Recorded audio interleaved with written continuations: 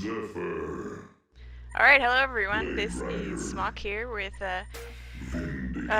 Forecourt Jester for another Game Replays tournament, warm-up tournament gamecast here. Unfortunately, things are a little condensed because the picks are already done, and that was just remade as an AP because of some spectator issues.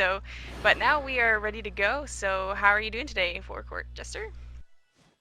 Fantastic. Been enjoying some really interesting games. I wouldn't say they're even, but I would say they're very interesting. Yes, well, hopefully we will have a good one here. So just going over the picks quickly, on the Legion side we have Glacius, Soul Stealer, Soul Reaper, Zephyr, and Vindicator. How do you feel about that team? Well, it has a lot of potential, I think.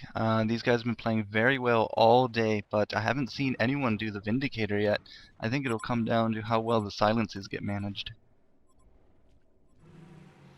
Yeah, definitely. And it could affect some of the heroes on the Hellborn team, sorry, which we have Defiler, Demented Shaman, Swiftblade, Plague Rider, and Chronos. So interesting going with, as we were talking about briefly before, two babysit lanes. So that might be kind of go against them, as we see Defiler is going to head mid actually, and Chronos and Demented Shaman are going to be top. And we see that Plague Rider Swiftblade, that really annoying combination going bottom. So it might actually play against them in the laning phase. How do you feel about having two hard carries there who have to be taken care of? Well, anything that can slow down anyone into that Swift Blade, as I've said, can just be an instant blood kill. I kind of assumed that they were going to try for that rune gank there with that slow and spin combo, but they just did not end up doing that. As a result, for two carries, like we got the Swift Blade and the Chronos, so two very heavy melee carries, but both can be very powerful later on. I'd be very surprised to see, if they do extremely poorly. Yeah, it might be interesting, and as we see the Glacius Zephyr combination here bottom, that can be a really annoying lane as well. Personally, I'm not really a fan of having that Glacius babysit. I probably would have sent Soul Reaper bottom because of that. You can gust the enemy hero into that Soul Reaper nuke, but this is their choice, and it's interesting because you could also run we've seen the Soul Stealer Glacius combo, which is also a very legitimate combination for doing. As you see bottom here, Plague Rider is going to put the nuke out onto Glacius, but the Gust is going to save Glacius' life. Very well done there by Zephyr, and that might actually be a very good counter to that annoying spin from Swiftblade. I didn't even see the spin go off. No, he didn't bother because he got gusted, so that's a good job there avoiding the first blood. Up top, actually, we have Soul Reaper and Vindicator putting a lot of heavy damage onto Chronos and Demented Shaman, trying to put a lot of pressure onto that. And down bottom, we just have some auto-attacking going back and forth. We're going to have to be very careful with the Soul Stealer versus Soul Reaper callouts here, though. Yeah, for sure. As we do see Soul Stealer mid, he's the oh, and I missed the Bloodlust kill, my bad, but we do see Zephyr going down. Bottom lane, it must have gotten caught by that spin by Swiftblade, as we see Swiftblade dropping to 14 life, almost gets picked off there by Glacius in retaliation, but good job by then. Unfortunately, Zephyr is going to go down. Yeah, it was a good combo. Plague Rider brought out his slow onto the Zephyr, who just extended himself a little bit too far, and that enabled Swiftblade there to get his spin off, and he did get away. 14 hit points, just the skin of his teeth. Up top we have Demented Shaman and Chronos actually battling it out pretty hardcore now with the babysat Vindicator and Soul Reaper, so they're kind of just tower hugging at this point. Well, that's a really, really annoying lane for Chronos to be in. That Vindicator dot is just going to continue to take him down. Chronos doesn't really have anything. He just has the time loop that he can use to get away from that. And it does cost him a fair amount of his mana pool. So they might actually want to consider swapping up the lanes here, sending Chronos bottom instead. But again, Swiftblade against that Vindicator is not even going to be a good combo either. So Vindicator just a very good pickup to counter some of these babysit lanes, and I don't really know what the Hellborn can do about it at this point. Blue in the middle has been struggling against Defiler, so he's constantly being outranged, and that wave of death is huge. We do actually see 2 ports coming top. Glacius is going to come and try and get a gank in on here, as well as Zephyr. So, they're not going for the gank. They're probably just swapping their lanes. There they go. They're going to put the more aggressive Vindicator Soul Reaper lane bottom and match up this Zephyr to try and get him some farm where he doesn't have to go against that Plague Rider Swiftblade.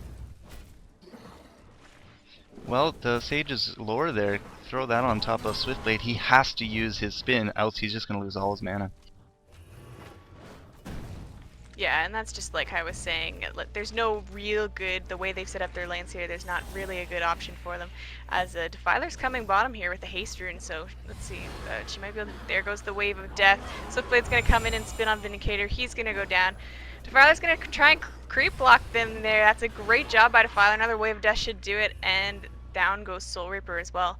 So good job with the haste rune and blocking off Soul Reaper into the creep wave there from being able to get away.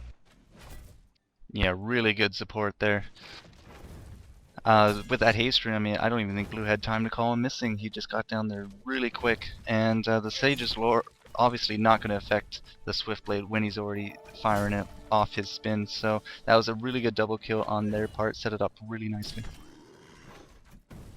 Plague's actually walking home now, so it's kind of interesting. I'm not sure why he's doing that.